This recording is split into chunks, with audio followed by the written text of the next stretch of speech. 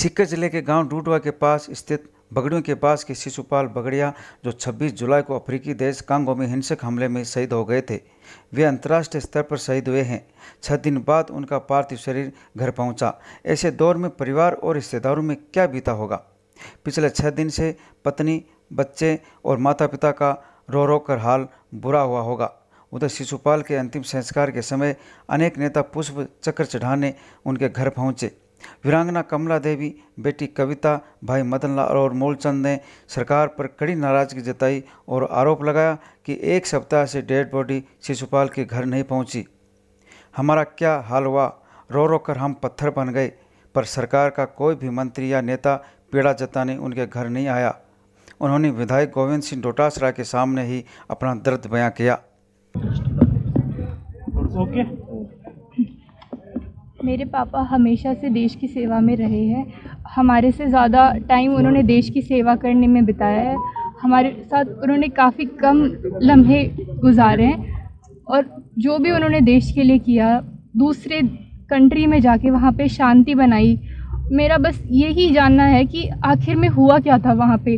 हमें इसकी पूरी जानकारी चाहिए, इसकी पूरी जांच होनी चाहिए। वहाँ पे क्या घटना हुई थी, किस चीज़ की वजह से इतना बड़ा एक शांति मिशन में इतना बड़ा हादसा हुआ है। हमें इसकी पूरी एक निष्पक्ष जांच चाहिए।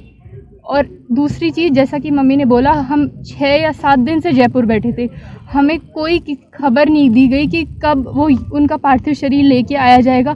हम रोज़ फ़ोन कर रहे हैं, कब आएंगे कब आएंगे। हमें इसकी कोई सूचना किसी ने नहीं दी, ना हमसे किसी ने फ़ोन पे बात करी। मीडिया से भी मेरा ये सवाल है कि किसी मीडिया ने आके घर पे हमसे कुछ भी नहीं पूछा गया। सब ने ट्वीट करके अपना काम कर दिया, बट घर पे कोई नहीं आके, किसी ने भी जो हुआ उसकी, किसी ने एक ऑथेंटिक चीज़ होती है वो परिवार से पूछे, किसी ने कुछ नहीं पूछा। सब ने बस न्यूज़ को छाप दिया, जैसा सुना कहीं से पढ़ा बस लिख दिया गया वहाँ पे। तो मेरा जानना यही है कि क्या मीडिया को ऐसा करना चाहिए। हम मीडिया के थ्रू हमारी बात पूरे देश में पहुँचाते हैं और मीडिया ही गलत इन्फॉर्मेशन लोगों तक पहुँचा रहा है। तो ये मीडिया की जिम्मेदारी नहीं बनती कि हमारी असली जो भी हमारे साथ हुआ पूरी चीज़ को आगे और लोगों तक पहुँचाया जाए। जब पूरे इंटरनेशनल लेवल पे उनको सब जान रहे हैं, फिर इंडिया का मीडिया पीछे क्यों रह गया इस चीज़ में।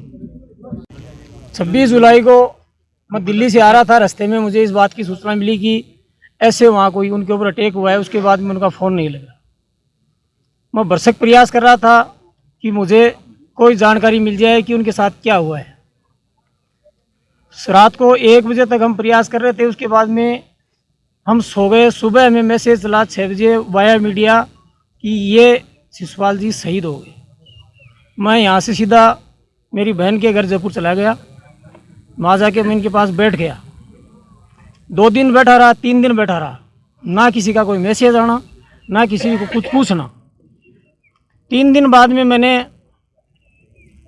एक साहस जुटा के मैंने माननीय स्वामी सुमेराम जी सरस्वती को फ़ोन किया, महाराज इस परिवार के साथ में ये घटना घटी है, क्या मैसेज है। स्वामी जी ने कहा मैं बात करके आपको बताता हूँ।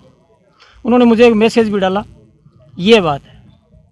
उसके बाद में दोबारा मतलब हम फ़ोन करें तो कोई रिप्लाई है, वरना हमारे पास में कोई कॉल नहीं आता, क्योंकि हम फ़ोन करते हैं तो हमारा नंबर तो वहाँ चला जाता है। दूसरे दिन मैंने माननीय सुभाष जी मेरिया साहब को फ़ोन किया। मैंने कहा सर, एक क्षेत्र की बात है, इस क्षेत्र के अंदर ऐसी शहादत एक आदमी इंटरनेशनल लेवल पे जाके देता है और उस परिवार के साथ में यह घटना घटती है कि उस परिवार को कोई पूछने नहीं आता है कि तू कहाँ बैठी है, तेरे साथ में क्या हुआ है, तेरे बच्चे कहाँ हैं, क्या कर रही हो आप। किसी ने नहीं पूछा। तो मेरिया साहब ने कहा कि यार बात तेरी बड़ी मार्मिक है, मुझे भी दुख हुआ इस बात का, हमें प्रयास करना चाहिए था, लेकिन मैं अभी आपके साथ खड़ा हूँ और मैं आपके लिए अभी आपको मैं कॉल करता हूँ। मेरिया साहब ने मुझे 2 बार कर्नल साहब से, ब्रिगेडियर साहब से, इनसे बात की। इनका 2 बार मेरे पास में वापस कॉल आया कि ये बात है। नंबर नहीं थे, लेकिन मैंने बहू के जो डायरेक्टर हैं मनोहर जी, उनके माध्यम से इनसे बात की तो उन्होंने कहा कि साहब कोविड पॉजिटिव है, इसलिए हमने इनको डिस्टर्ब करना नहीं चाहा। हमारी पीड़ा इतनी है कि परिवार का एक मेंबर इतनी बड़ी शहादत देता है, इंटरनेशनल लेवल पे जाके शहादत देता है, तो कम से कम उस परिवार के प्रति सिंपैथी होनी चाहिए, उस परिवार को पूछना चाहिए। हम 7 दिन से हम जड़ बन के वहाँ पे बैठे थे। कैसे हमने 7 दिन बिताए हैं वो हमें पता है इस बात का। क्योंकि ये तो अमर हो गए, अजर और अमर हो गए ये तो। मैं भी अपने समाज राज्य की सेवा में हूँ।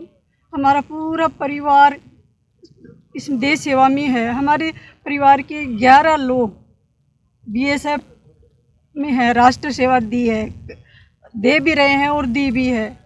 और आज तक 7 दिन हो गए, मुझे बहुत दुख है। कोई भी अपना प्रतिनिधि, कोई भी हमारे पास 7 दिन से हम जयपुर कैसे 7 दिन निकाले, हमने रो रो के दर्द तड़प के, किसी ने हमें ये नहीं पूछा कि आपके साथ क्या हो गया, कहाँ हो आप। इसके लिए मुझे बहुत दुख है। मुझे मैं तो ये देना चाहती हूँ कि अब सबसे अपने मुख्यमंत्री जी से, अपने देश के प्रधानमंत्री जी से, अपने विदेश मंत्री जी से, अपने रक्षा मंत्री जी से सबसे यही प्रार्थना करती हूँ कि अपने देश के जो भी वीर सैनिक वहाँ पर है उनके साथ ऐसी घटना नहीं घटे, उनकी सुरक्षा, उनको सुरक्षा मिले। मेरी तो यही प्रार्थना। अब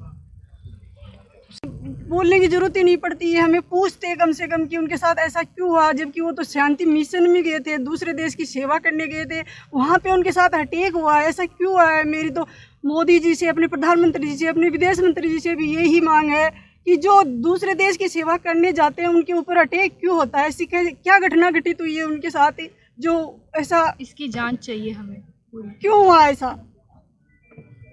और उन्होंने हमें बहुत कुछ दे दिया, आज इतना बड़ा गर्व है, सब कुछ दे दिया उन्होंने, पूरे परिवार का नाम कर दिया, पूरे देश का नाम कर दिया, इससे बड़ा क्या करे। लेकिन सरकार से तो मुझे बहुत दुख हुआ था मुझे। मैं इतनी दुखी हुई थी कि मुझे किसी ने ये भी नहीं पूछा कि आप क्या, कहाँ, कैसे आपके साथ ये घटना घटित हो गई। और मैंने तो आपका तो प्रदेशाध्यक्ष जी होने के नाते मुझे तो उम्मीद थी कि। न्यूज़ सारथी 24 श्रवण कुमार नेचू, नवलगढ़, झुंझुनू।